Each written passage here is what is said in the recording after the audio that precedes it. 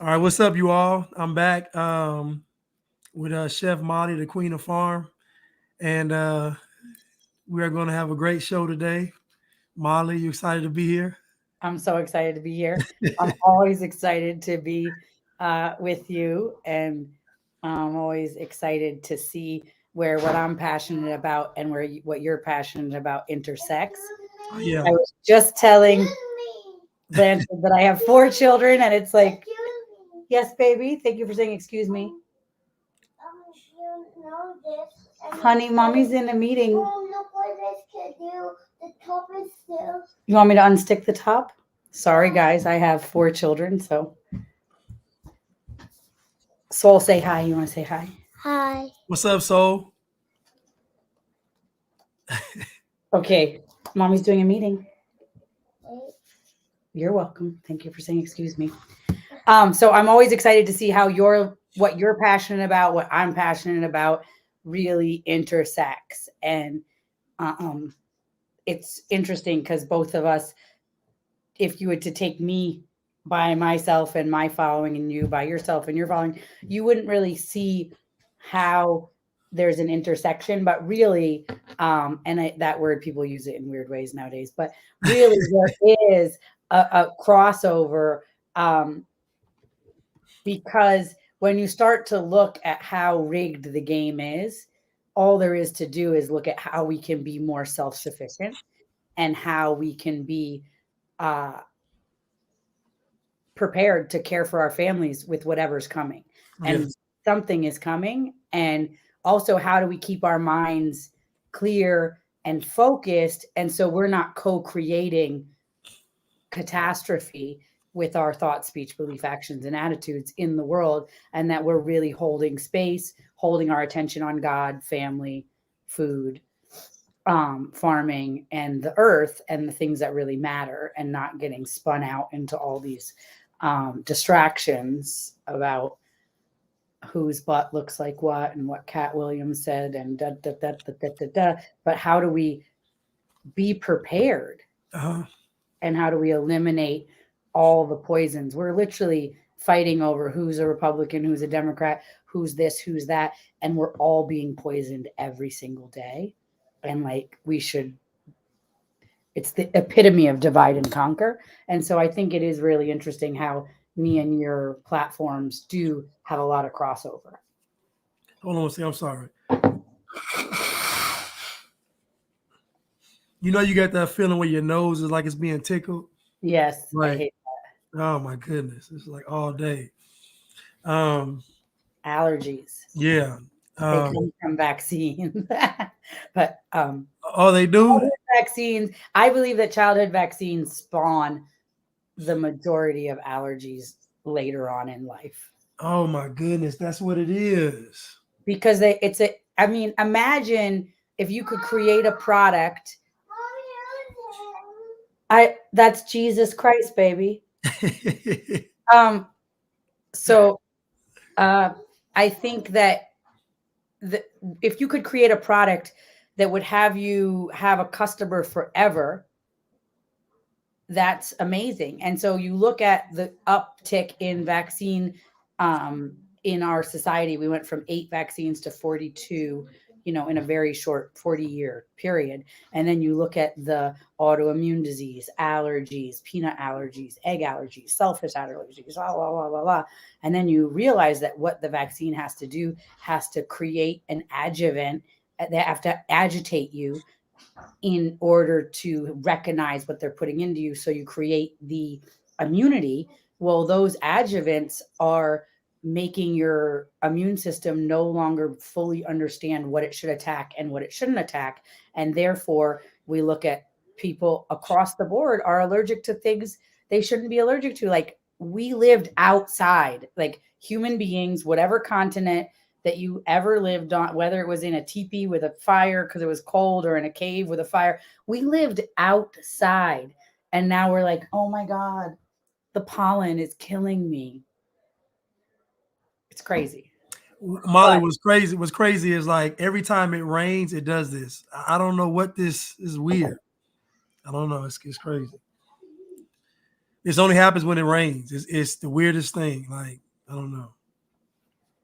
Well, Blanchard came to my farm.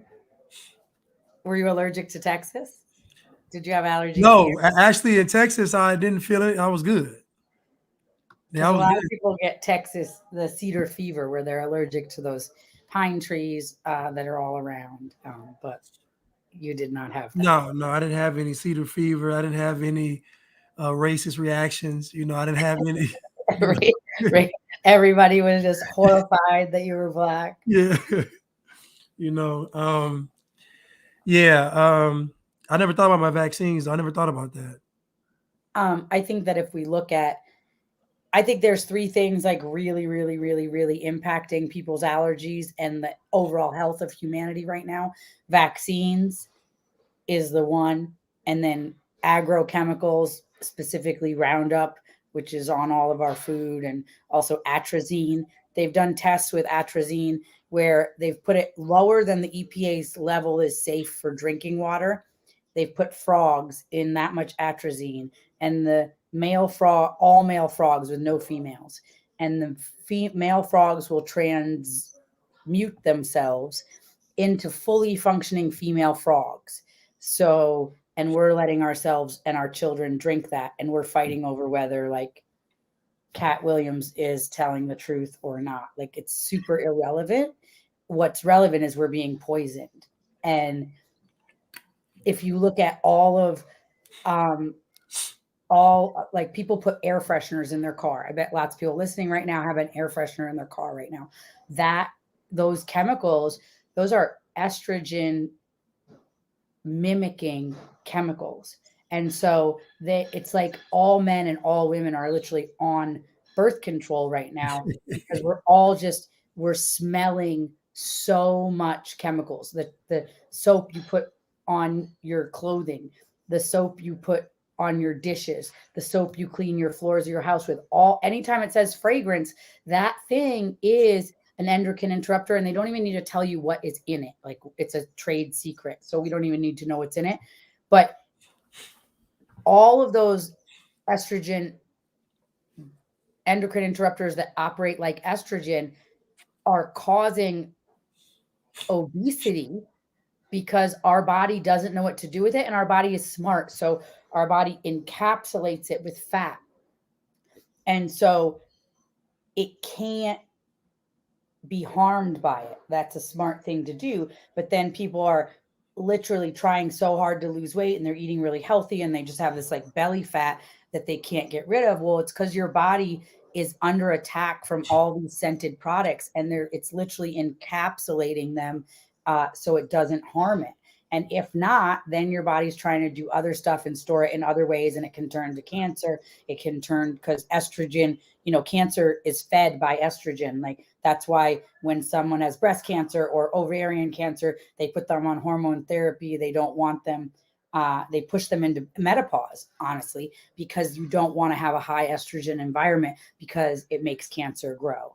And we're just voluntarily poisoning ourselves every time we go to Target. The powers that be are like, yeah, go ahead and fight over whether this is true or if the earth is flat or round or if so and so is planned opposition for so and so, when like fundamentally we're under attack in a serious way, and nobody wants to look at it because that's too serious of the changes that we would need to make in our own life. Like what it takes to like, okay, I'm going to leave the city. I'm going to stop buying all these chemicals. I'm going to only eat organic food. And if that means we have to eat just vegetables, rice and meat, or vegetables, pasta and meat, or vegetables, corn and meat, like just very simple food, we're going to do that. But we're not going to eat anything that has ingredients. We're going to only eat the Whole whole. food. But that's hard. And you know what? The thing is that we are addicted to convenience. Convenience and comfort are the worst drugs of all. We are addicted to being comfortable and we are addicted to being convenient. Convenience plus comfort equals cowardice. because you're not gonna, once you have the convenience and the comfort, you're not gonna fight. No, You, for sure not. I mean, even me, I say to my husband, like, we need this and we need this. And what if this happens? And he's always like, if this happens, like, we're just gonna have to deal. Like, I don't know why you need 1,000 pounds of salt. And he's like, because you still want to have good tasting food. If this happens, because you're addicted. And so even me, who people would say like to has given a lot to trying to prepare for her family, I still am addicted to comfort. I still want certain things. I think that's definitely true. Um, do you think our parents raised us to be kind of soft because they want us to have an easier life? Maybe not your parents, but you think the average American family, the parents? I think I'm even raising my kids to be soft, and my husband, whew, and then my husband goes the other direction. And but yeah, it's hard. You love your children so much, you don't want stuff to be hard. But someone once told me when I was crying about how hard my husband is on my son, they said, you are relating to the little boy you pushed out of your body, and he is relating to the man he must become. And both roles are important. And that is why you need a mother and a father. And so I think the mother needs to relate to the child, and the father needs to relate to the man he will become. I like that. I'm gonna post that quote. Okay. Um, yeah. So Molly, I watched this YouTube video today, and this lady was talking about homesteading, and she was just talking so matter of fact. She said a lot of y'all, it's too late. She's like, you're not going. She's like, it's just too late for a lot of y'all because you should have been doing this a long time. I took that to heart, because I was thinking like, if something does happen, I mean, we got to deal with it, like your husband says. But I mean, I even, imagine you're going to show up here and you're going to be like, okay, I guess I'm camping. uh, I know. What happened? The lights just went out.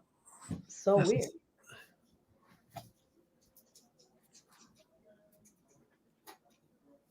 no, but I really can't just show up and be a burden, though. You better come up with some guns or I something. know. I mean, I got some weapons, but I'm saying I just can't. I just can't show up. I don't know Um, what happened. The other light went out, so now it's going to be darker in here. But okay. so I think that I think that she's right. Is that it is too late for a lot of y'all, and it's maybe too late for all of us. Like, you start to read your mortgage contract and you start to realize and understand fractional banking, and you start to realize, like, unless you own your land outright, they will be able to take your land even if you are not behind on your mortgage. Like, Right. the system is so rigged. When Klaus Schwab said you will own nothing and be happy, they have a system in place already for that. That is the reality that we are dealing with. And I don't know, how I need, like, right now I'm looking like I need somebody to give me a private mortgage on my land, in even though I have like a lot in equity and blah blah blah. And so in the old paradigm, I'm rich of equity and land, but in the new paradigm, I don't have enough cash to pay off the balance. And what I'm thinking is, if that's true, that they're going to just take land, then I need a private mortgage on my land, or I need to get one of these land patents. And, there's so much information out there. And yes, maybe it's too late for some of us, but we have to try. Like, we can't be like it's Armageddon or end times, or and we're just going to be like, oh, well, Headed I to the guess I'm guillotine. Headed to the camp. I No. have 5 children. Like, I have to try. And I had a friend the other day tell me, oh, well, you're lucky you have your whole community and I only have myself. Well, that's not a function of accident. Like if you don't have a community, it's because you've made choices for your own comfort, for you to be happy. Like, do you think it's always easy? I'm living right now. I don't even know how many people are living in my house right now. Like so many people, because we just all uprooted from California. I got Trevor, my old brother-in-law, my nanny, her husband. I got Nicholas. I got John, Shay are living in a trailer outside. But I mean, at mealtime, we have like 20 people every meal. Okay. And we're feeding 20 people. My husband's making sourdough bread every day, 4 loaves, and by the next morning it's gone. And we're cooking food for that many people. We're only doing 2 meals a day. People want snacks, they can do it. But we got a 10:30 meal and a 5:30 meal, and that's it. But you think it's easy? You think there's that frustration? You think it's like, oh, we're out of coffee and nobody else thought to get coffee when they went out? Like, and then we have to have a conversation like, hey, if you drink coffee every day, could you also buy coffee sometimes? It's hard to have community. But the reality is if the shit hits the fan, nobody can do it alone. No man is an island. And people who think that they're totally sufficient on their own are depending on so many other people they can't see, and they don't have to deal with their personalities, but they're still depending on them. You are depending on the person at the bakery to make your bread, and I'm depending on my husband to make my bread. So it's a different thing, but we're all depending on the Amazon driver, the whatever. But if there was no economic exchange all of a sudden, if the internet went out, if there was a solar flare, if the banking system crashes, like I don't know, if there was war, there's so many different things that could happen, pestilence and plagues and whatever. Old Testament living, right? Don't we think we cannot do it alone? Even if you have all the guns, I have 23 guns. I could only carry one or two at a time, but like, I mean, maybe I can carry more than that. I can't use more than that, right? Right. So I need 23 people. If I want to secure, I need the people to use all those. And so I think that it takes so much compromise to do what needs to be done to get prepared, that people aren't willing to do that. People are not willing. And you know that I'm not always good about it. I've called you upset, like, I don't know, praying, and this seems hard. And it's hard. It's hard to be led. It's hard to start doing the right thing. It's hard to learn new things at an older age. It's hard to shift the way we're used to things. But it it's necessary. And it takes so much relationship skills. Like that's what people aren't willing to do. So people are not alone and don't have community because of an accident. Like, oh, they were a really kind and generous person that always wanted to be around other people, and then now they don't feel like they have any community. That's not how life works. Like literally, it takes work to be an upstanding, respected member of a community. And I'm super present to this right now because I just left a community that I put 20 years of goodwill into.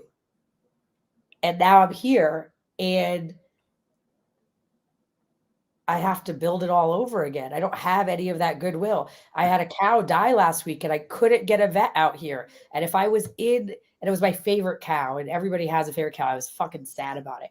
But if I was still in Los Angeles or Ventura, there'd be 3 vets that would be willing to come out on a holiday or whatever because I was super good customer, because I've had long-standing relationship with them, because I've helped with goat milk when they had another client that had a goat that the mom died. Like, I have that goodwill. I have that relationship, that community built. And I left all that to start over, to have freedom.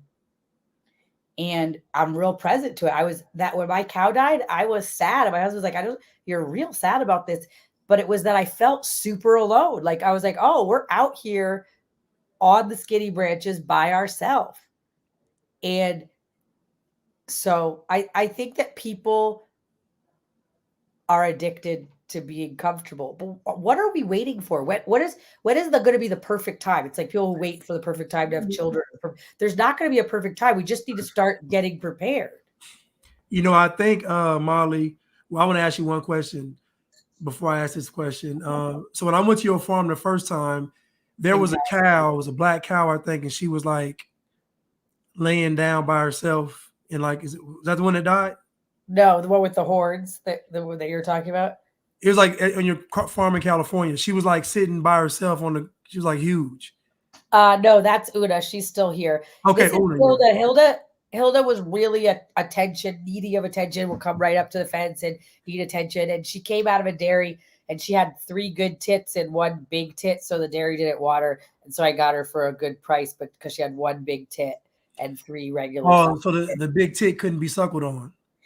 It couldn't fit in a traditional milker. Like it was too. Oh, okay. Okay. So you have to hand milk 1/4 of her. So they didn't water. She actually, once she got older, it would fit in the milker, but it was like you had to put the other ones on first and then stick the tip of that one in.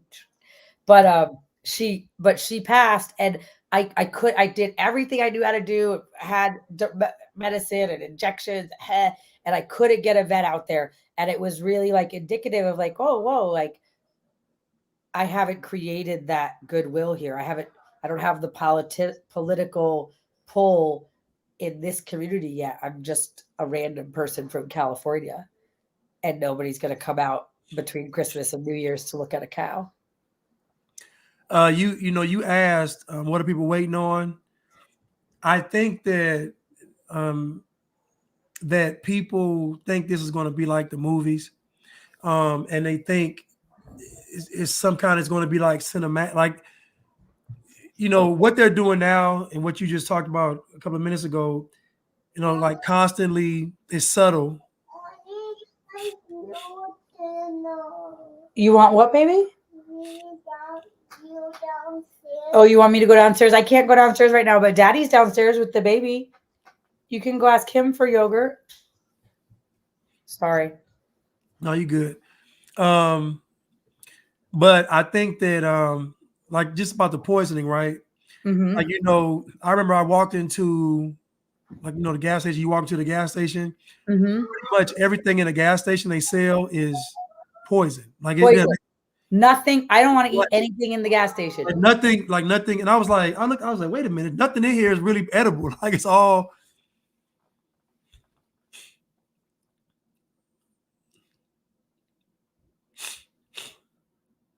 She's talking to one of her children. Sorry, I don't know where my husband went, but here it's okay. It works. There's 2 sides. There's a small side, and there's the other side works. Mom. Yeah. He's not down there. We'll go ask someone downstairs where he went. He has the baby. He's got to be down there. Okay. Can I finish talking to him? Yes. So no. So basically, nothing at the gas station does anyone what he want to eat, and nothing at I mean, even at a grocery store, I would say only 5% of what's there would I be willing to eat it. Only 5%, and people think, oh well, what if you're on the road? You don't give your kids McDonald's if you're on the road. Like never. My kids have never had fast food. What are the circumstances? That's amazing. What are the circumstances that I couldn't figure out to get my kids something better than McDonald's? Like I'm unclear what that. But no, my kids have never had fast food. I would just fast. I just would eat nothing. I just wait. Well, with kids, you can't because they start to get real cranky and real. But yeah, no, we travel across, and I don't even go to Starbucks anymore. I used to go to Starbucks, but I don't. And even when we're traveling, like when we were driving all the time between California, and I'd be like, okay, there's an independent coffee shop that's not like in 100 miles. My husband's like, can we just get the gas station coffee? Like, no, it's got poison in it. And, my husband is super annoyed about it because he's, he came from a world of having nothing, and now he has money to have what he wants. And he doesn't want me telling him that it is or is not healthy at all. He just wants to be able to be free to eat what he wants. But he comes around to everything eventually. You just have to let him kind Well, of. I mean, I kind of feel like I look back at my life, Molly, and I probably had enough fun. I mean, now it's time to get serious. I had enough fun in my life. Um, but we got to grow up. I mean, it's do or die time now. But what I was saying was, people think it's gonna be like the movies. So that movie came out, Leave the World Behind, and so people think when when the lights cut out and all this stuff happens, you'll be ready to go. I mean, that's not how that works. Like if something happens, most people are just gonna panic. They're not gonna. It's not gonna be this. Oh, I'm gonna be able to strategize. I'll be able to know. It's not gonna happen. You have a farm, you have land, but now you're gonna be tasked with protecting it. You're gonna be tasked with being organized. It's just so, but you still way ahead of the game. But just imagine. But we're not ahead of game enough. We have meetings. We have meetings all the time about, okay, we need to start less dependency on going to town. Like we need to start saying, like, can we not go to town for a week and see how can we figure everything out with what we have here? Like we're trying, but we have meetings about this on the land because I feel very unprepared, and we may be more prepared than some people, and the chaos will take longer to get here. So we'll have a few more days to strategize, but it'll come. It'll come, but not like how it's going to be in downtown Atlanta or downtown Los Angeles. Oh, listen to me. That is the epicenter of decadence. It's going to be like this guy recently. I was on Epoch Times. They did a 1-hour interview with me for American thought leaders, and a guy that used to be I watched it. It was good. Oh, thank you. Yeah. I was a customer of mine that used to come to Culver City restaurant was telling me that he had a whole big awakening during COVID and blah, blah, blah. And he's like, yeah, so I moved to Miami and I live in a high rise with a security guard. So, I'm good. And I was thinking to myself, like, now try to imagine that the shit hits the fan. That security guard is going to go home and take care of his family. Like, what do you think? Miami, a high rise in Miami is not preparedness, but that's what. So what did he see in California that made him want to get a high rise in Miami? I don't know, but that's what he retired, sold all of his buildings, and he retired to a high rise in Miami. And I was like, oh, that's surprising. Yeah, so that's my point. Like people think it's gonna be like the movies. It's gonna happen, and because what tricks us is even like the story of Noah, right? Everybody assumes they're gonna be Noah, and they're gonna be on the ark. This is the assumption everybody makes. Like I liken you to Noah. Everybody can't be Noah. Well, I'm about to get to that. Like I liken you to Noah, but the difference is that what you're doing is not what most people would do. What Noah did is not what most folks would do. And so most people, when they're reading the story of Noah, they assume that if God tells them to do something that's crazy and outlandish, that they would be willing to do it. And most people are not. I mean, most people are not going to do it. And even you, most folks might not know, but she had a farm for 20 years, and then she had to sell her farm and start from scratch. So again, imagine Noah builds an ark and it has a hole and he has to scrap it. Like, just, what I'm saying? Like, it's just, so again. But it was like every time I thought, like, maybe I could stay here in California, maybe I could make it work. Like I was just getting blows upon blows. Like it was clear you have to leave, but it was so hard. And I believe that I couldn't until I came here and I did the event, which Blanche participated in here on the farm, the first public event we did here. That's when I got an offer on my farm in California, and we went into escrow that same weekend. And I believe it's because I had let go. I had a experience here that I was like, oh, this is proof of concept. This can work. Like, and I could relax into this could work here. But people might not know, but the concept that I'm building here in Texas is it's a hospitality retreat space. So we're building tiny houses. We so far have 6 tiny houses. We're building shipping container bedrooms. We're building all these rooms that people can rent out. We built a restaurant on the farm. We built this event space, all this stuff. And it's like in the middle of nowhere when I say in the middle of nowhere. And my idea is that it's a business for now, but it's also a prep for later, right? And I was led to do this, but also felt very afraid and like, am I making the right decision? Is this a good idea? Is this not a good idea? You guys want to see my awesome husband? He's writing someone a check. What's up? Hey, Honey, there's someone downstairs trying to get a kitten. I don't know who's that. Y'all selling some kittens? We're giving them away. Those somebody found a bunch of kittens during the event and then added them to the kittens that we already had in the cage. There's like so many kittens. Was going crazy with kittens here right now. But for electrical. yeah. So no, the Wild Texas, the next one. Hold on 1 second, Molly. So somebody wants you to expound on the circumstances in California and why you had to leave, but you pretty much covered that in the interview. So I mean, y'all probably should go watch the Epoch Times interview because she really talks in depth about her experience in California. I don't want them to you talk about it now and then not go to the interview because the interview was actually good. I mean, it's up to you. I can say this. The pieces no longer fit together in California. In 2019, I had a business worth $31 million. We were going to do this big deal. I was going to sell out my equity and just be the chef, and this is going to expand across the whole country, blah, blah, blah.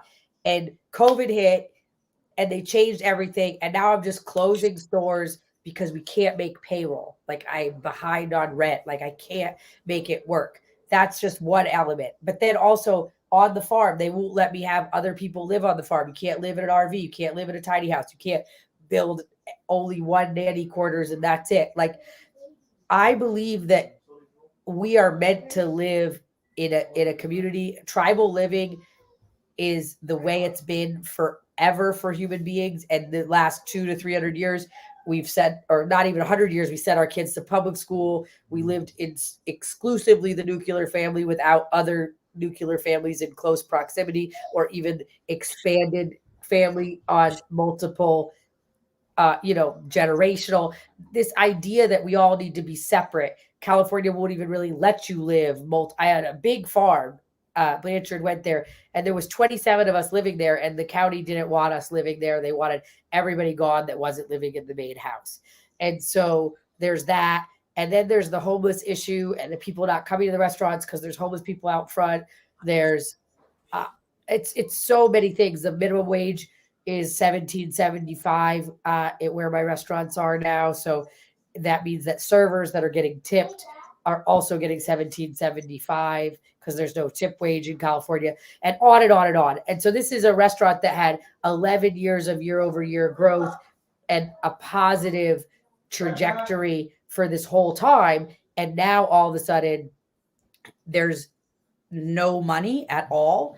That's the real craziness. And it's not that I'm not a good operator. It's not that my employees don't know what they're doing. It's literally that we changed the culture so drastically through the pandemic that we made people not want to go out, not want to be in crowded places, not order at home, buy your food at the grocery store, do not go to restaurants. It's not safe. It's dirty. It's the germ theory. Everybody's so afraid about germs, and then they don't take care of their body at all. Well, that's what was amazing about these past 3 years of how much folks didn't really know anything about health at all. Like people didn't know anything. People were just, it's insane how much we trust the government. Okay, people are asking, where is this retreat? Where is this getaway? Oh, so my farm is in Bandera, Texas, and there's houses, you can rent it for weddings, you can rent it for family reunions, you can come. We're doing we're going to actually do a homesteading retreat here shortly. And so you could come and you could pay for 1 full week, be on the farm and learn how to can food, ferment food, milk a cow, take care of chickens, all of that stuff. So we're doing that in March 4th because we have to march forth into the world. And then we're also doing another event around the eclipse, like the one that Blanchard participated in. That's going to be a bunch of different speakers and fun stuff in April. And but you can just book this whole space for a wedding, for a family reunion. We currently have 20 bedrooms on site. So we have a sauna, we have a magnesium filled pond, we have greenhouses, animals, goats, sheep, cows, chickens, everything you could want to enjoy. And it's in Bandera, Texas. Somebody asked, are you a believer? Like, do I believe in God? Yeah. Do I accept Jesus Christ as my personal Lord and Savior? Is that the question? Well, they just said, yeah, I'm assuming because they said believer. So that's usually, what. Yes. I believe that everybody is a believer. They're praying to something. And so I would prefer to worship God than worship money, celebrities, plastic surgery. I don't know. We're like a perfect butt, like whatever people are worshiping, their sex addiction. Like we're all a slave to something. We all are always going to be a slave to something. So we might as well sort out being a slave to something that's worthwhile. So, Amen. So I am. My kids and I, we believe in praying in the shower because we believe that God is in water. Water is in all of us. Water is omnipresent. We are 90% water. Your eyes are the window to your soul. And so I believe that God is watching us constantly. The lens of your eye is water. And so I believe that God is always watching us in water. And if you look at Veda Austin's work, where she takes a photograph and puts it on the water, then freezes the water, and then the water comes back and shows you the ballerina, or shows you the cat, or shows you the money, shows you the pyramid, whatever the picture was. Water has memory. So therefore, but water, how can water have memory? For it to have consciousness, it means it's God consciousness in everything. And so we always pray in the shower. And our prayer in the shower always is, I am believing, I am receiving, I am achieving, and the Lord is leading.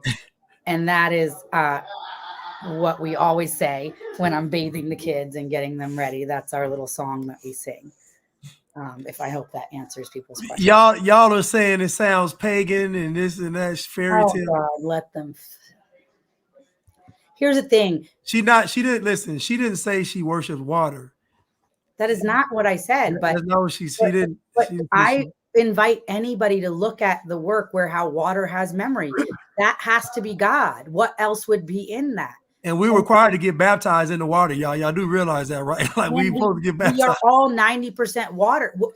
There's only one. We can live without food. We cannot live without water. Like, I don't think it's a far-fetched idea that the omnipresence way that God is observing all of us is through the water. That way he sees everything we see because the lens of our eye is water. We drink water. Water is in all of us. Every cell is a battery that needs water to work. But let them call me a pagan. Here's the thing, and this is the thing, and that's why I hesitated when you said that, because I think. Are you a believer? Yes. Why I hesitated is when you said that is because I think that we use religion in a similar way that we use race and other divisions to stop recognizing that we are all a reflection. We are all God's children, and we are all a reflection, and we are all a lesson for each other, and we all have something to contribute. And we're so quick to kill people off if they're not exactly saying what you want to hear. And I want to invite us to start looking at people like, how am I the same as this person? How do I align with this person? The Epoch Times thing was a perfect example. All the comments on Epoch Times' site is like, she's a libtard and she probably voted for all that shit that she doesn't like in California. And then the comments on my restaurant website in California is like, Epoch Times, are you fucking crazy? Blah, blah, blah, blah. They hate abortion. They hate, and it's like, yeah, literally all it's, and then like, do you know who owns it? And Epoch Times is owned by the Newfound, what is it? The religious group in China, the Muslims in China that are being persecuted.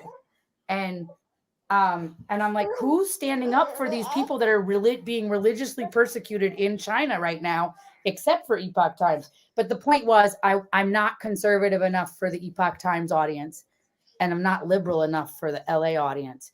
And so both of them wanted to be angry at me. And literally, I'm just here saying, like, can we all love each other, be the light, and stop poisoning each other? And that you're the one that you've been waiting for. Nobody's coming to save us. Like, God is leading you, and you're either listening or you're not listening. And I probably do sound pagan. My mom's a shaman. Like, yeah, I have a lot of that kind of stuff in my life. But do I personally accept Jesus Christ as my personal Lord and Savior? Yes. And am I a believer? Yes. Did I go to a Christian church on Sunday? Yes. But that doesn't mean that I don't think other people that believe other things don't have value or have things to contribute. And I won't separate myself and kill them off because of that. So I hope you all understood what she just said. She just said, we're not throwing people away because they don't believe even what we believe, nor believe everything we believe. If you think about it, when Christ is speaking to people, he's speaking to people that, imagine somebody saying that they're God or they're the son of God or that they've come to, for the house. Like, just imagine somebody saying that and people just saying no, like they're rejecting it. And so I can say this. The Bible says that it's impossible to please God without faith. And so I can say for certain that Mollie has faith. So 100%, 1,000%, she has faith. And she just told you her beliefs. But here's the thing, having faith is an active. No, it is. It's active. It's an action in the world. And I want to say that, like, the last 4 months of my life have been crazy hard, and I had to give up everything that was comfortable to me and start over. Like, everything that was comfortable to me and start over. And I had to ask people to follow that. I had to ask other people to give up what was comfortable to them and follow. And it's easy to look at me and say I have some belief that doesn't agree with you, or that I'm pagan or I'm whatever, but I'm committed to having my heart be open and listen to what's being asked of me every day. Even when it's uncomfortable, even when it's hard. Listen, Ma, you ain't got to listen. Clyde said he was just joking with you, but I'm gonna say this, right? So I've known Mollie for a few years now, and I can just tell you all that she is constantly listening to God, constantly talking to God. This is a constant, everyday thing. And I believe that if we had that kind of relationship with God, we have the same results. I believe that most of us don't. Like, most of us we don't talk to God because we're afraid of what God's going to tell us. So most people avoid intimate time with God. So y'all talking about she praying in the shower. Most folks don't even pray at all. You got to pick the shower, the toilet, the bathroom. Most folks ain't even praying. But my point is, we take a shower every day, and it's an easy place to remember. So I don't get to eat with my children every day because I work in the restaurant industry. And so I can't guarantee that the nanny is praying before dinner with them, or after dinner, but I can guarantee that I'm going to bathe my kids. Like I'm going to get to do that. And so it's an easy place to have that routine. And I do think that the water matters. I think that prayers are powerful in the water. I think babies are, think about everything. You guys, like the water, the baby is born, a baby grows in the water, a baby is born in the water. Like everything is in the water. Like if you start to think about it, you'll see that the water is everywhere.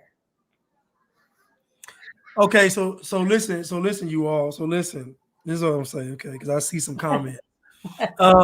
So if you think about water, right? God being compared to water is not a foreign concept.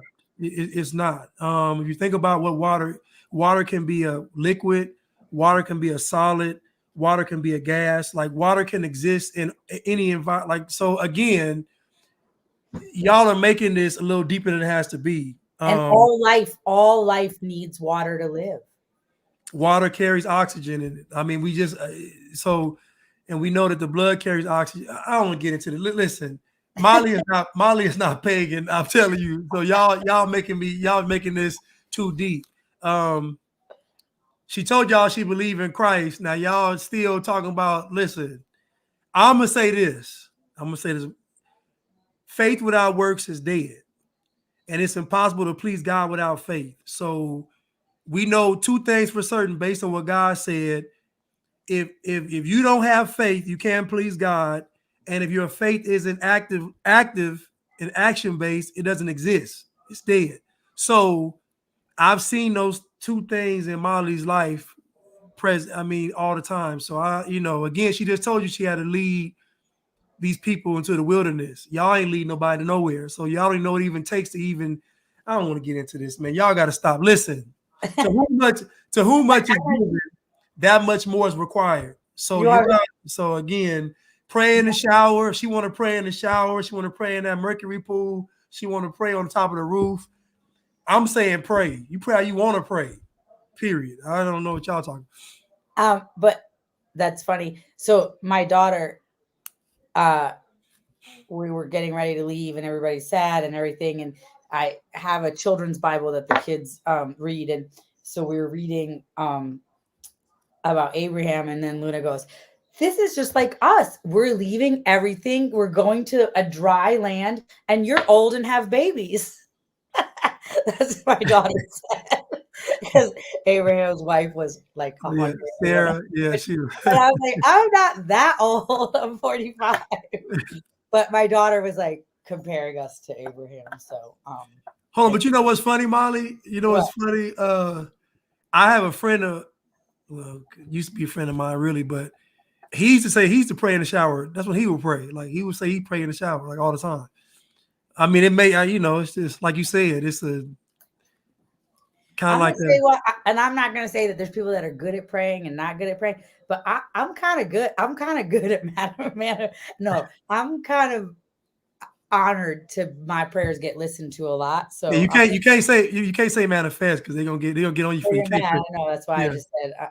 But I mean, I was on my knees, and then things just appear out of nowhere and bless me. So I feel really, really honored, and I don't think I'm going to shift my praying routine because I think it's good to have habits and keep them in place. But people can be upset about it all they want. Well, I'm gonna say this to y'all.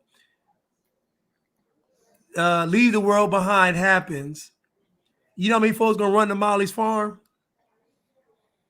Like just think about what we're nitpicking, and then the sky is falling, and then you get Mollie got a whole farm. Y'all talk about, oh, but she pray in the shower. I'm gonna stay out here and get eaten by zombies. Nah, stop. Like it's just but this is what we're talking about. We're all sitting here nitpicking these things instead, and that's why we're not gathering and being together, because gathering and being together means working and being with people that don't agree with you.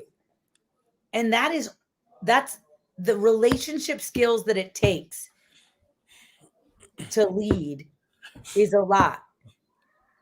And I mean, here's the thing. everybody agrees that the government is highly overreaching, right? We're all mad about it, this, that, and the other. Everybody talks about it.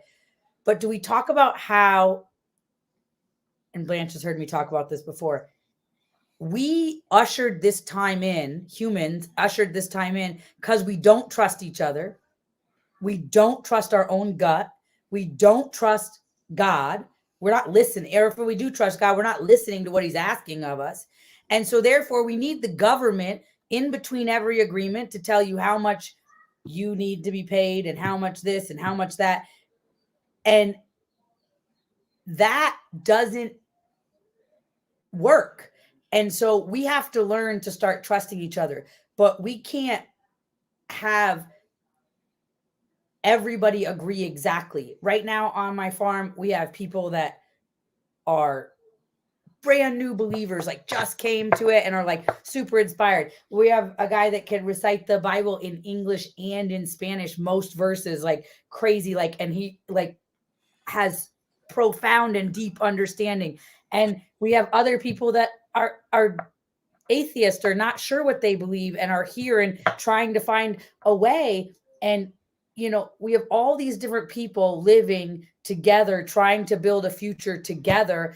And we have to see how we're the same and not look at how we're separate. And it's so easy to look at a keyboard and see how we can be what's wrong with what I'm saying. And for sure, I'm not perfect. Nobody is. But I'm here talking to y'all, breastfeeding a baby in a completely different state, in a completely different house than I was 3 weeks ago, because I believe that I've been asked to make this journey and come here and create sanctuary for whatever is coming.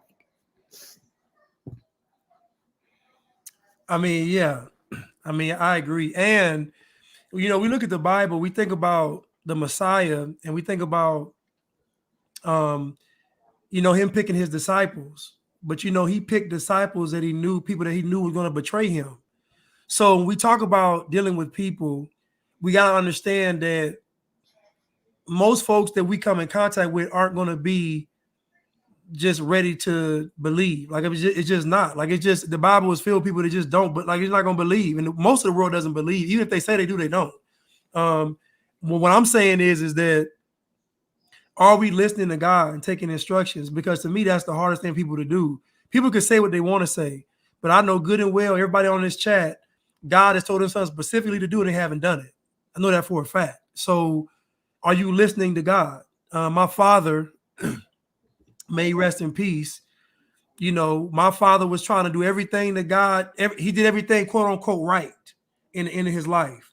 But the one thing he didn't do was what God told him to do. And it cost him his life. Now I'm telling you this from experience. He was doing everything he's supposed to do, checking off all the boxes, but God gave him specific instructions that he did not do. And so to me, if we truly love God, we honor what God says and we're obedient. And so my father, although he was this quote unquote righteous man in the end, he still was disobedient. Same thing with Moses. God told Moses to do something. Moses said, "No, I'm gonna appease the people," and it cost him. So what I'm telling you all is, I know someone's relationship with God based on their obedience level. So at the end of the day, we can say what we want to say, but Mollie is the one that's making a way. She's the Noah of our time. She's the one building. She's the one got Bible study in Spanish and English, which we ain't doing. So again, I'm just saying we can nitpick, but when it comes to actually doing, she's doing it. So I don't know what y'all think is going on, but she doing it. So Armageddon come, you can say what you want to say, but she got a farm. And on her farm, you will be able to worship God in peace. And Now, here's my question. Here's my question. In the Bible, when it says we have dominion over the earth, like who's actually custodying the earth? Like who's actually caring for the earth? How many people on this chat are really saying like, well, how do I do that? How do I care for if all the plants and the animals and all that is our dominion and we are to take care of it? And the other thing is, what's the story? I don't think it's about checking off all the boxes, because there's the story that Jesus tells of the guy that was a tax collector, right? And then there was the guy that checked off all the boxes, and the tax collector barely wanted to put his head to God and ask for forgiveness for how his life was. And the other guy who had checked off all the boxes was basically telling God how good he was doing. But in the end, it was the tax collector that was honored because he knew what he had done wrong. He asked for forgiveness and he took actions to change that. I think we can't just check off the boxes. We actually have to be how God would want us to be. And so that expression of what would Jesus do now, like that was like a bracelet from my high school years, right? Everybody had a what would Jesus do now rubber bracelet. Well, they stopped making them because it was making people question their actions. So they said, like, we got to get rid of that. We got to have people being foolish. So yeah. But you know, and a lot of people where I grew up in a very liberal town. We started making what would love do now bracelets because people was not into the what would Jesus do, but the what would love do now people could do that. We have to remember Jesus was and is and asked all of us to be unconditional love. And when we start nitpicking at each other, we are not being the fundamental thing that Jesus was, which was unconditional love. Yeah. So listen, I didn't want to get sidetracked on. We're like way sidetracked into how if I'm religious enough. But here's the thing. Here's the thing. You can write off everything I said. You can say I'm a pagan. You can say that my mother's a shaman of plant medicine. All that would be true. Not that I'm a pagan, but I come from that kind of lineage. But here's the thing. Is tell me the lie I said today. Okay, the water God thing, you don't like that. But other than that, like something is coming. We all feel it. Every one of us feels it. And if you are not moved to tears to try to protect your loved ones moving forward and move to action, forget tears, be moved to action to take care of them, then I don't know what to tell you. Yes, thank you for saying, excuse me, what's up? Okay, when I'm done, I'm almost done, and then I'll get you something to eat. And so, I mean, I'm doing this for him. I'm doing this for her. I'm doing this for the people I love, and I would like it if we had a radical shift in this world and that people say all day long, like, oh, it's a privilege. That's privilege that you get to live on a farm. Like, it's hard work to do what I do. We live with a bunch of people. We work super hard. We're building it together. It's like navigating finances with lots of people. It's hard. But honestly, everybody should be doing this because there's way more of us than there is of them. Right. But as long as we suck on the tit of soft communism and enjoy the comforts and the comforts and laziness that has been bestowed upon us, then we're not practicing. If you don't know how to do hard stuff, then you're not practicing for whatever's coming. Like, we should all be actively trying to do hard stuff every day, because figuring stuff out, navigating stuff, dealing with figuring out stuff in stressful situations is what we all should be doing. So we're learning. I mean, listen, I agree. 'Cause I just know that everybody's journey is not the same, and some people are going to get it later. Some people are going to get it fast. I mean, it's just how it is. I mean, you know, I think the Bible talks about not separating the wheat from the tares until a certain time. And I believe it's because, you know, people will still be coming to Christ the whole way, like all the way to the end, folks will be going to Christ. So yeah, I mean, I don't know how we got sidetracked on this, but you know, sometimes I think some of y'all. I just gotta go back on Instagram real quick, but you can keep talking. Oh, I mean, I think that we should talk more about food. I mean, I think that Yeah.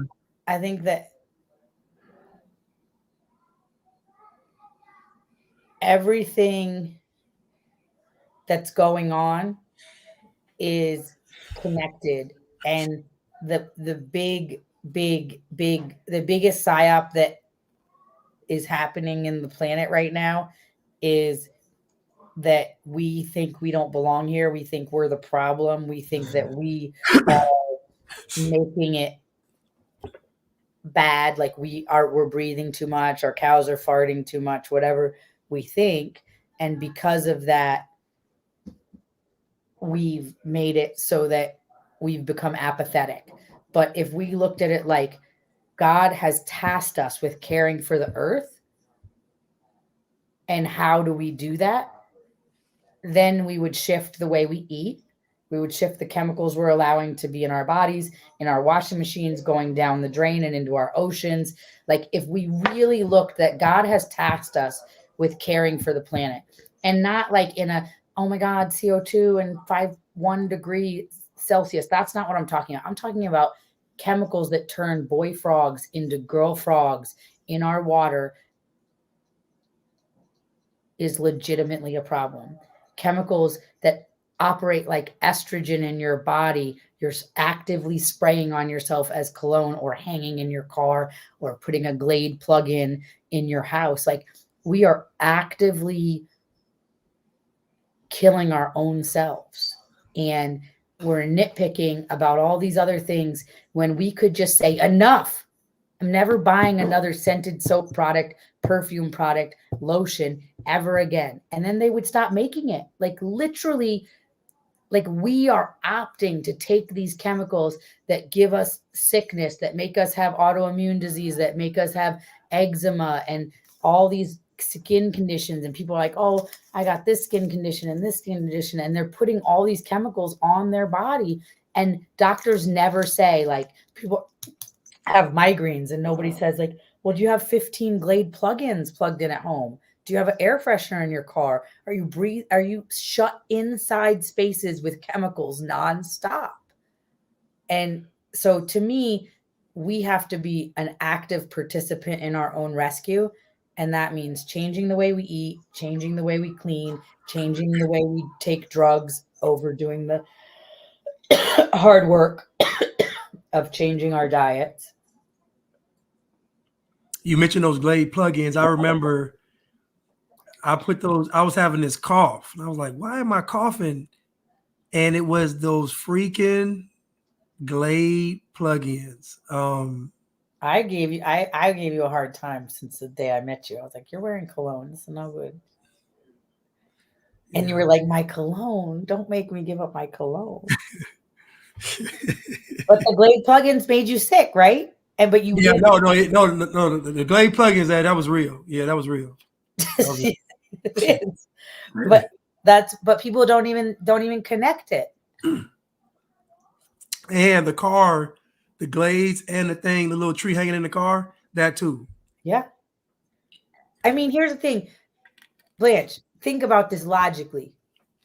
We are choosing to close the windows in our car and hang a chemical and breathe a chemical air all day long. Just like, think about that. Like, how does that make any logic sense? But we all are doing it, actively choosing to do it. Yeah. You know, well, I wore some cologne on the last day, Rena. I sprayed some on my shirt. Can we spray on our clothes? I think the problem is, don't they have organic cologne, or don't they have organic? Anything that uses the word fragrance, you don't want to use it. You can use essential oils or stuff like that. Okay, but you really don't want to use any like thing that says fragrance. And your deodorants, you want to have no fragrance. You want to have, I mean, think about your glands. My best friend died of cancer, and it was those glands underneath her, where her deodorant is, got inflamed and caused the breast cancer, and she died. It's like, but we're putting chemicals, aluminum and shit right on the most sensitive parts of our body. It doesn't make sense. The other thing, you want to know something else crazy, is like our pheromones are putting out like to attract a mate that is meant for us. Like that's like how that Oh works. yeah. And we're attracting the wrong people. And girls are taking birth control and then they're attracted to the wrong kind of men because they're not attracted to who they'd be attracted to if they were off birth control. But then that's also true for everybody because we're all taking high amounts of estrogen into our bodies by all these chemicals. And so, we're getting attracted to the wrong kind of people. But also, you're supposed to like the person that you're with. You're supposed to like how they smell when they sweat. Like that's a pheromone thing. That's a compatibility thing. That's to make sure that we don't have so much of the same DNA and blah, blah, blah, blah, blah. That's why you are attracted to certain smells and not others. And we're constantly trying to cover up our pheromones. So how do we know we're even being attracted to the right person?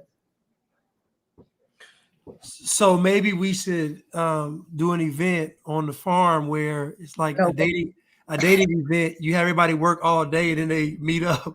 And you sniff. It's like a scratch and sniff.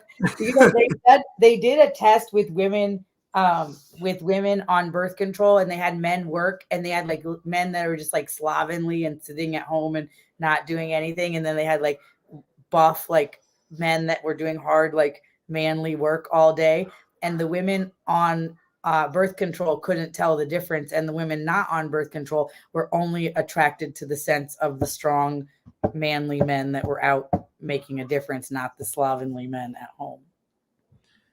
So the women that were on birth control, They couldn't detect like which one, and the women off birth control could detect them. What would be a good mate versus a not good mate. Yes, I think that would be good if we do like have people just work and get musty and funky and then just meet up. So I mean, I'm just saying because it might be a love connection. I don't know. Might be a love connection. But we call it love is a must, huh? Love is a must. I like that. That's good. But it's so much that we're doing that I would say is against God, if you think that like we were given this earth, this beautiful place to be, like how are we protecting what the resource, the water, the air? Like I don't care about CO2 and blah, blah, blah, but like how are we protecting our food, our water, our air? What happened again? Stuck. Oh, it got stuck. Let me help you. So, do anybody have questions about farming? Well, yeah. Can you talk about because someone just asked, is this going to be about preparing for the unrighteous continue to kill everything? So the homesteading event is in March. Yep. March, And April, May, June, July. Good job, Bubba. You're learning your months really good.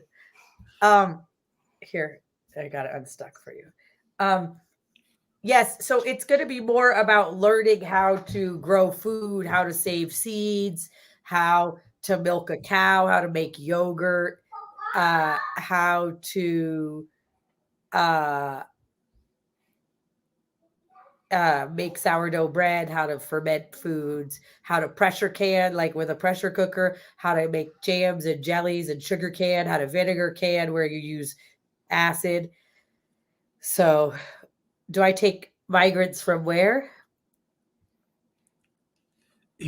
China. He's talking about Canada. He called it China. Oh, China. Yeah, come on down if you're willing to work. And this is a group effort. I got a guy from Costa Rica here right now. I got people are coming from everywhere to try to find a plan.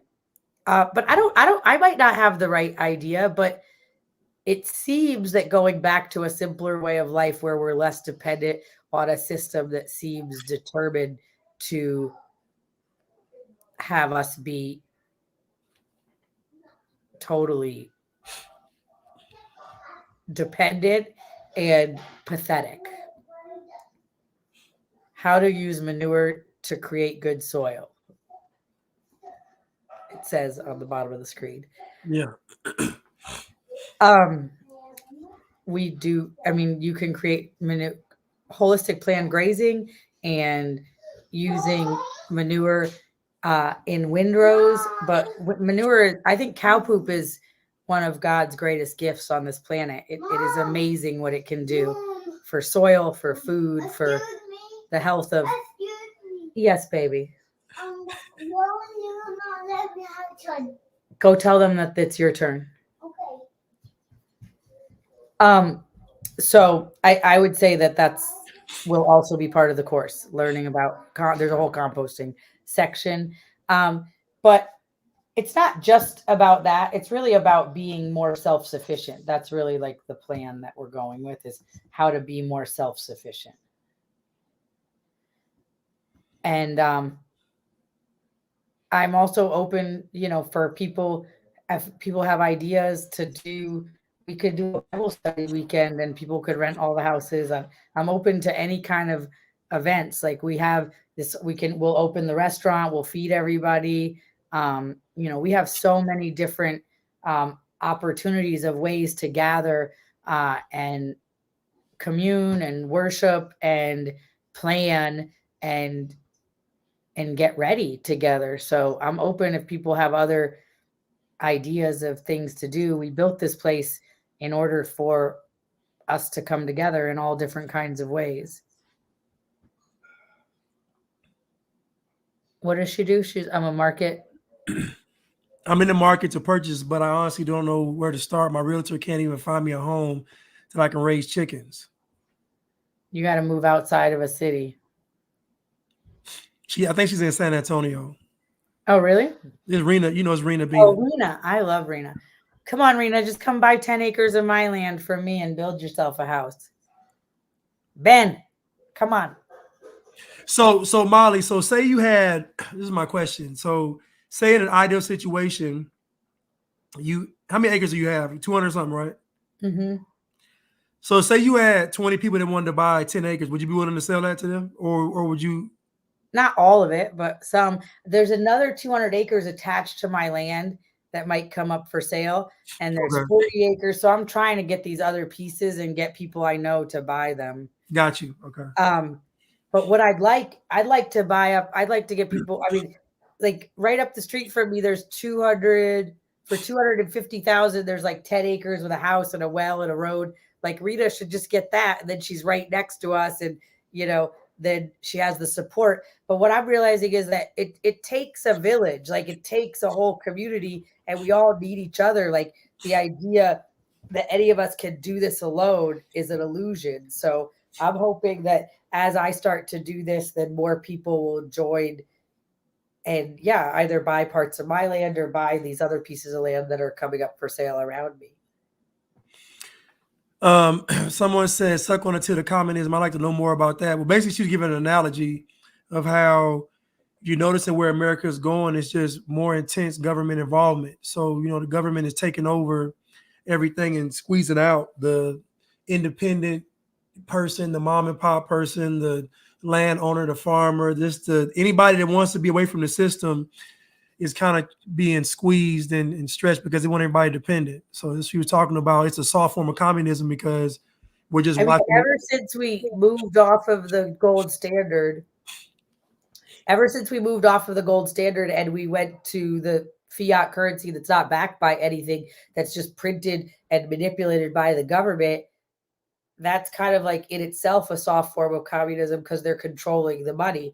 And I think what happened with Bitcoin the day before yesterday was a big step in the other direction. And I don't think that we in this generation really recognize that other than the event of 9/11, no other events in our history have been written more about than the going off the gold standard, because people did understand what it was doing and what we were leading towards right now. But we've all forgotten because we've lived our whole lives off the gold standard. So we don't know. But right now, the fractional banking system and the fiat currency, like it's a complete scam. And we are people can talk about this country was built on slavery, blah, blah, all of that. But the reality is we are all slaves to this money slave system that they're constantly moving the needle. How much your money is worth is different this year to next year. And they can just print more money and dilute your money. And then they tell you, oh, it doesn't dilute your money because we're just giving the money to the banks. But then the banks is able to loan that out. And then someone buys a house and then they give that money to the person that bought the house. And then the person like me, I just sold my farm. Now I have that money. Now I just paid a plumber. No, that money is now in the system and diluting your money. And so the idea that it's like two separate things. And so it didn't used to be that way. It used to be that money was backed by something. And so we are now all in a money slave system and they can change the rules constantly. And they are changing the rules constantly. I mean, I just had a situation with one of these payment platforms. I'm not going to say which one because I'm still dealing with it, but where basically I broke one of their rules. Basically, I believe something that's off limits to believe. And then they stopped my payments from coming.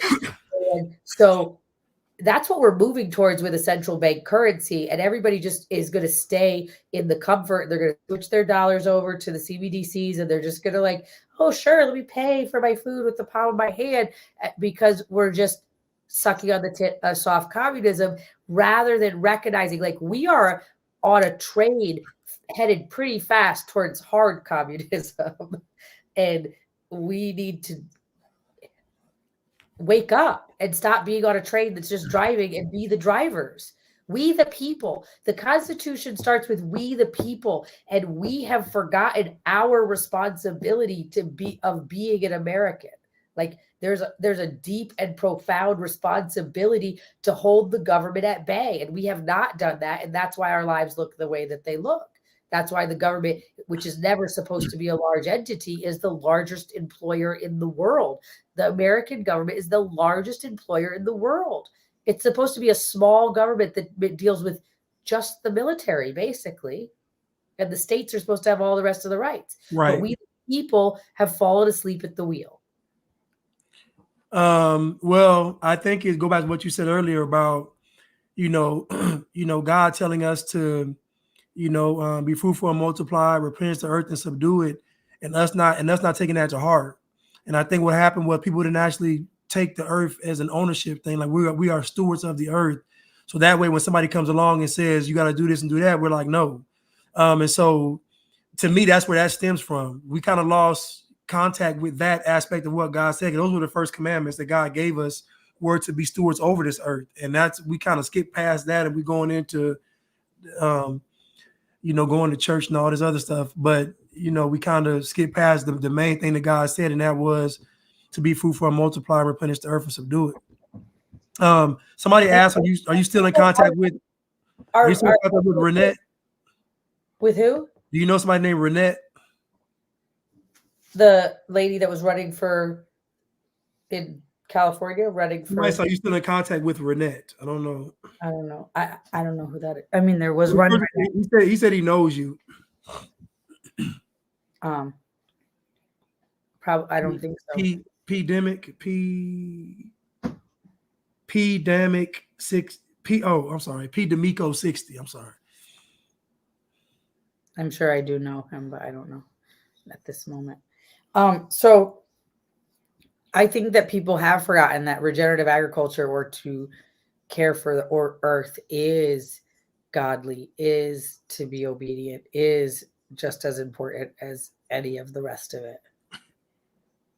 And because it's hard, and it comes back to not wanting to do hard things. Well, you know what, Molly? And I think that we kind of compartmentalize what God was telling us and not realizing that, like, it's going to be hard to serve God if you don't own the land. It's going to be hard to serve God if you don't own the food and the water. Like, it's going to be hard to do it because they can control how you eat or drink. What are you going to do? You're saying if they control the land, how are you going to live? Like, so it's kind of, these things kind of go hand in hand to actually truly be sovereign, so that you can have the option of, serving God. If they control everything, they're not going to let you serve. Communists don't even believe in, they're atheists. So they're not going to let you. People don't understand this. If they have full control, you're not going to be able to just walk out and say, oh, I believe in Jesus and all. That's not going to happen. Trust me. I had a friend, not a friend, person I knew from China. And it was like, we can't just have church in China. We got to go in the mountains and hide to have church. So yeah, it's crazy. And I think that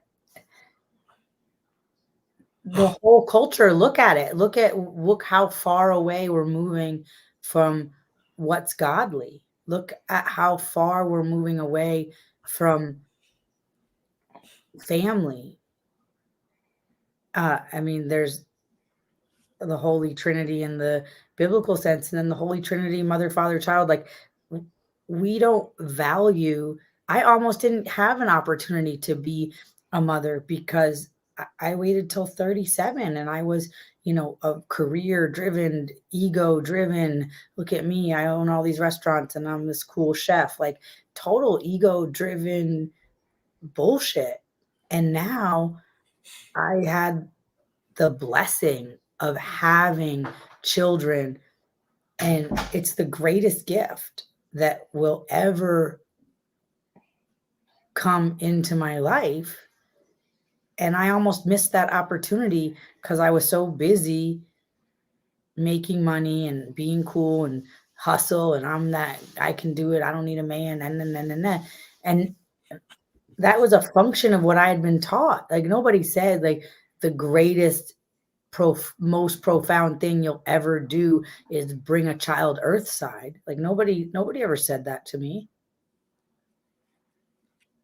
And that's what I just like try to tell every young girl that I met. Like, the most powerful thing, the most hardest thing you're ever going to do, the best thing you're ever going to do is going to bring a child earthside and raise it. Like, that should be your number one priority. Find somebody that's worthy of doing that act that God asks, commands us to do. And like, we don't value that. No, we don't. Charity says, I get what's being said and I agree.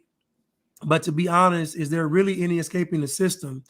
Taking money out of the banks, going off grid. And I'm just saying, because of prophecy, it's got to happen whether you stocked up. I'm assuming whether you stocked up or not. Oh, for sure. But I would rather be stocked up.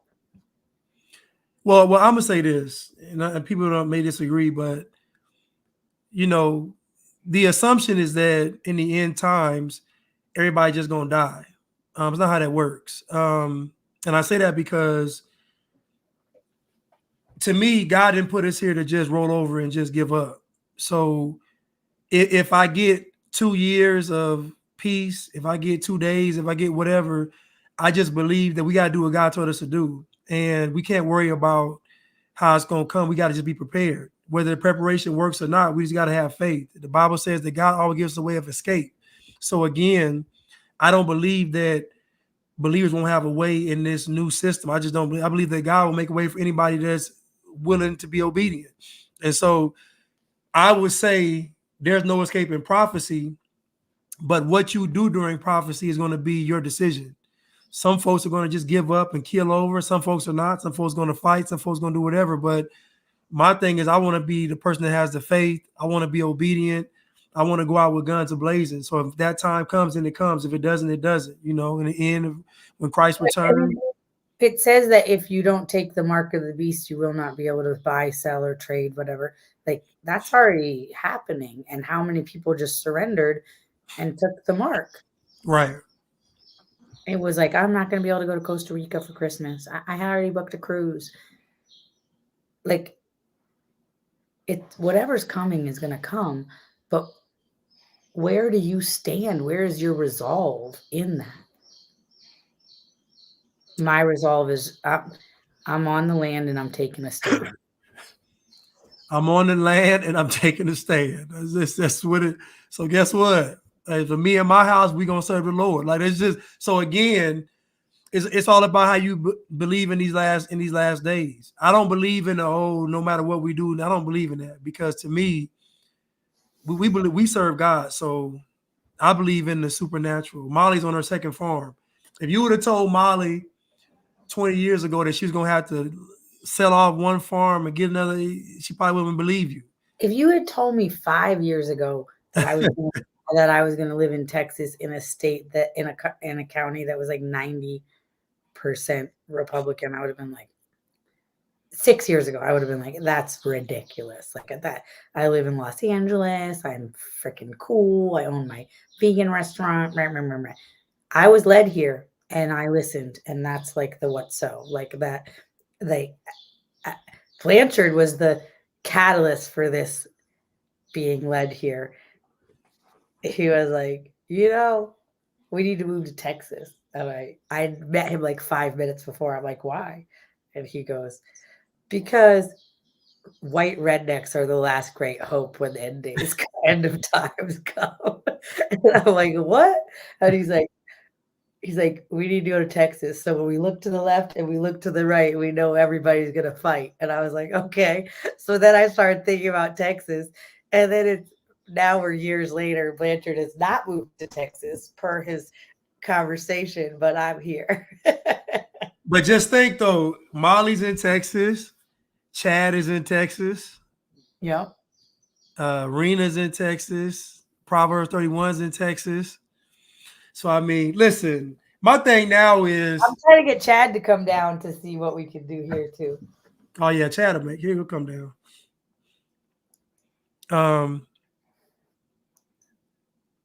But yeah, so the homesteading will be in March 4th. We're doing a confluence, which is more like a fun weekend with speakers and education and a clips. That's in That's in April. April. So the homesteading course, you can get a 10% off if you use Blanchard for either one of those things. so the homesteading course is again, I'm assuming it's a week, so it's March 4th to what The 10th. Okay. So the homesteading event is March 4th through the 10th, and then the confluence event is the 8th to the 5th to the 8th. I'll say confluence is from the 5th to the 8th. So I'll be posting this stuff on my page constantly for the next 2 months, for I guess the next 3 months for all the events. So you guys will have all the information on it. Does anybody have any more questions? Any more questions? Oh yeah, Dia Monet is in Texas. That's right. Teelan's in Texas. A lot of people. Tori says she wants to come to Texas. She's in San Diego. So I think this time will be a lot more folks coming, Mollie. Okay. Yeah. But I think we should do something. I still think we should try to do an event just for your followers, do something, or maybe you and Chad do something. I think that we could do something super cool. Like, oh yeah. So for the record, Mollie, hold on. Mollie pitched an idea when I was in Texas of us doing for y'all think she's pagan. She pitched an idea for us to do a Bible-based retreat, with me and Chad, to go down there and have something for a week. So and regenerative and regenerative agriculture. And I even talked to Ray Archuleta, because Ray Archuleta, I don't know if y'all know who he is, but he's like one of the godfathers of regenerative agriculture. He is a believer, and he made a movie called Dominion that was literally about how the Bible asks us to do regenerative agriculture, how the Bible asks us to regenerate the earth and leave it better than we found it, leave it better for each generation. And so he's also, if Chad and Blanchard end up wanting to do this, he's interested to try to schedule it so he could come and show his movie and talk about regenerative agriculture and the Bible. So I think that could be a powerful weekend that would inspire people to move forward. How much is a family tent? How much for Confluence? Do you mean for Confluence or the homesteading event? Mountain Woman? The tent for Confluence, I think, is like $850, and you can get 4 single beds or 2 queens in the tent. And Rena can tell you what the tent was like. Who has a little cough? She stayed in the tent at Confluence. Blanchard did not stay in a tent. Well, Mollie kind of tried me because she was like, "I'm putting you in the house," you know, and I'm just like, "Man, I can listen. I can rough it. I can listen. Don't put me in the house. Listen." I said, "Put me in the field with the rest of the." No, I ain't gonna say that. But You didn't even know we had a whole joke. We were gonna set up a sleeping bag like half in the pond, all wet, and a tent like tilted in. And when you got there, we're gonna be like, "Okay, Blanchard, you wanted to rough it. Here's your tilted tent, like almost in the pond water with the blankets hitting the pond." But we were too busy to play that joke on you. But we were joking that we were gonna play that joke on you. yeah, I told her put me in the field, man. Don't put me in the big house, man. I'm not listening. I'm in the trenches. I'm in the field with the rest of the slaves, man. I'm out there working. I'm, you know, so but I'm gonna say this. It was nonstop work on that farm. When I tell you it's not like her husband, y'all saw him on his live for a second, but like he never stopped working. Like he's constantly, you know. I think I might need to go because I got Okay. child duty. But I hope that we can do another live before the event. And sorry that this one got sidetracked into whether I was okay or not. But I gotta go change a diaper. So thank you all for having me and bringing me into your living rooms this evening. Take care. All right. Thank you, Mollie. We love you. All right, y'all. So yeah, so she has the homesteading event and she has the Confluence event in April 5th through the 8th and March 4th through the 10th. What was I gonna say? But yeah, so I get there and Mollie had put me in a nice house. I was like, this is nice, you know. But then she was like, I saw people walking to their tents and roughing it. I'm like, oh man. She made me feel soft, man. I was like, no. You know. But anyway, I don't know. But y'all have any questions?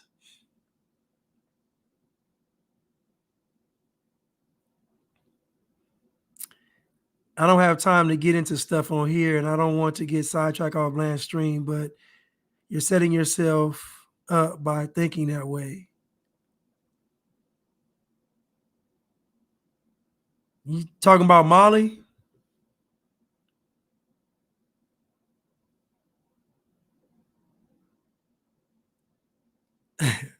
Yeah, right. I was keeping my shoes. They got a little dirty. I wiped them off though.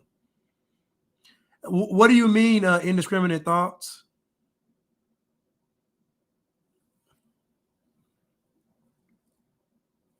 Anybody have any questions? Oh, okay. Yeah, but anyway, I say all this to say that, you know, we have to be obedient to the things that God wants us to do. And I tell the story of my father because with God, it's all or nothing. So it's not that you can say, I believe in Jesus, but you're disobedient to what God's asking you to do. And that was my point earlier, that it's an all or nothing type of thing. It's not a peace thing. Most folks think they can just believe in Jesus and they're good. Once they've all, that's not how that works. You got to believe in Christ, Yeshua, and you also got to be obedient to God. You also got to have faith. You also got to do the work. It's all nothing with God. We either 100% in or we 99% with God is 100% with Satan. It's either all or nothing with God. The world convinced us about this gray area that doesn't exist. We either 10 toes down with God or we are not. And it's just that simple. So what I was saying earlier was that's how we got to be. We got to be the action part and the belief part. And so, you know, at the end of the day, I still believe that God wants us to win, even in the most tumultuous times, the most wicked times where everything's coming against us.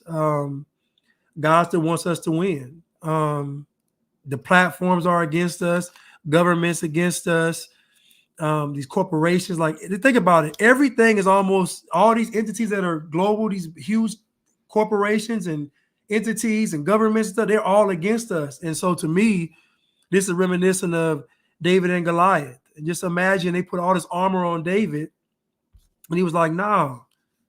Like, think about the worldly mindset of the world telling you, you got to do this, this, and this. But what did God say? God said, get 5 smooth stones. God didn't say put the armor on. So again, the world's going to tell you, oh, do this to this. But what did God say? So even in your quest, we still got to be obedient to what God said, because God might tell you something that's going to sound crazy to the average person. And again, I go to David, I go to Noah, I go to even Moses. God said, don't use a staff. Anyway, Star Baby said they're attacking an Amish man who grows all organic food on his farm for his family and small community, and they're trying to shut him down so he can't feed his family. That's crazy. I mean, again, if you're against this system, they're going to be against you. If you're a believer, they're going to be against you. So you really, to me, if you're a rebel, you might as well go to Christ. They'll be against you anyway. You might as well turn to Christ, because they will be against you anyway. You're still going to be under persecution. They're not going to let you breathe. They're not going to let you live.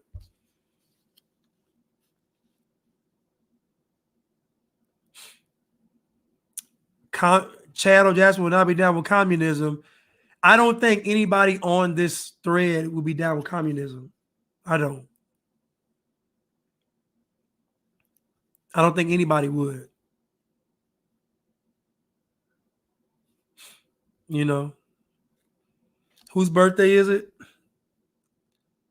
Let me see, Paul.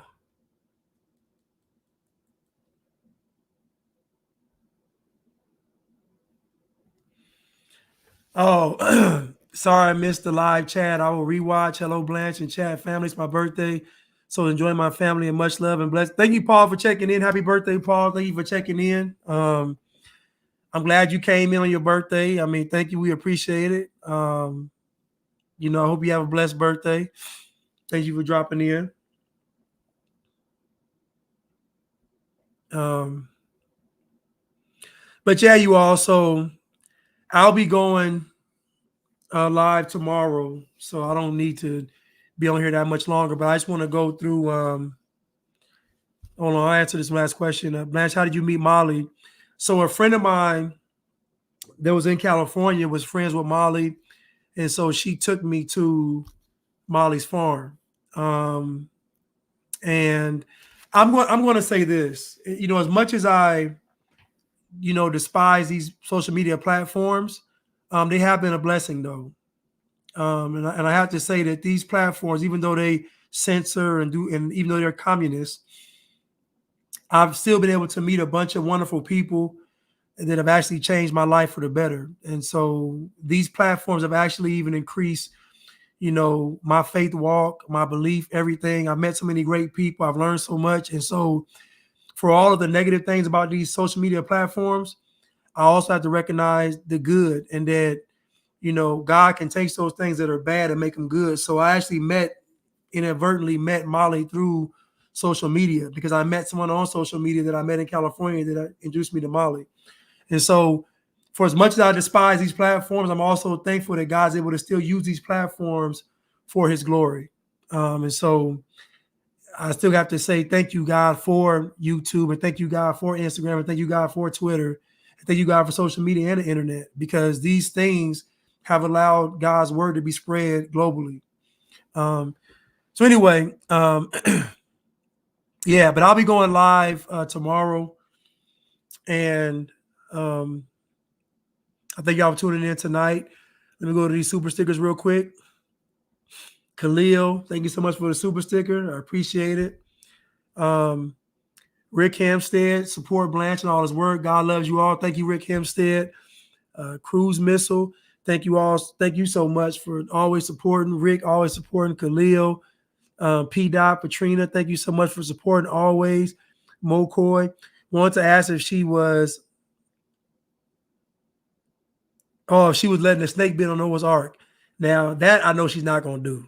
Like she's not gonna play about that. Now listen, she ain't playing about that snake bite. You can forget that. But thank you, Mo Coy. Or does she believe in detoxing to the Blanche Ranch Fund? Thank you so much, Mo Coy. Yeah, she believes in detoxing. Like she's pretty she's very holistic. So she believes in like, listen, the lady had this tuning fork, right? And she was like, use the tuning fork. And I was like, what if I use the tuning fork on my back? I got like some discs that are like slipped or not, like bulging discs. The lady had like a tuning fork. She said, you can use tuning fork for healing. Now, some folks will think, well, that's they might say that's pagan, they might say whatever, but I don't think it is. Like it's just a form of healing, no different than you eating the right kind of herbs and plants. Like I don't know. I want to try the tuning fork method though. I need to get that lady's page again, honestly. But Miss Reed, thank you, Blanche, for always looking out for the cook out or the farm out. Oh yeah. Thank you, Miss Reed, always supporting. I appreciate it. Hopefully a lot of you all can come to the event. My chiropractor uses tuning fork to check for broken bones. Listen, that tuning fork, my spirit told me when I saw that thing, my spirit said, that's going to work on your back. I don't know. I never thought about a tuning fork, but it's like a big one. And when you clap it, like, I don't know. I want to try. I need to get it.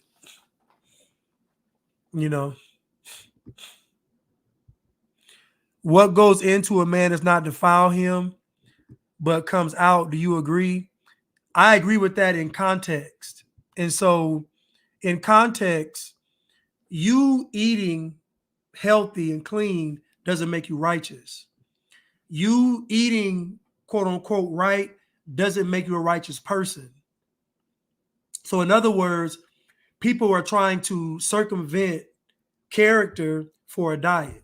So you imagine people like we see them today where they say, I'm vegan, I'm holistic, I got my chakras lined up, I meditate, I got my crystals, my sage, I'm all, yeah, but what's in your heart though?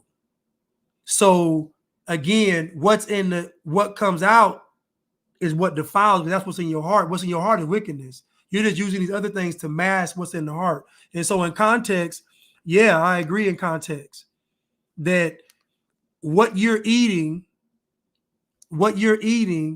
is not going to edify you in the terms of defiling you. It's what comes out of your heart. Now, are we supposed to eat bad? No. We're not supposed to eat bad. But eating good is not a substitute for us walking like Christ, if that makes sense. It's not a substitute. Yeah, a tuning fork, yeah. No different than ibuprofen, which is man-made, no different than any kind of thing you would use for injury or whatever. Yeah.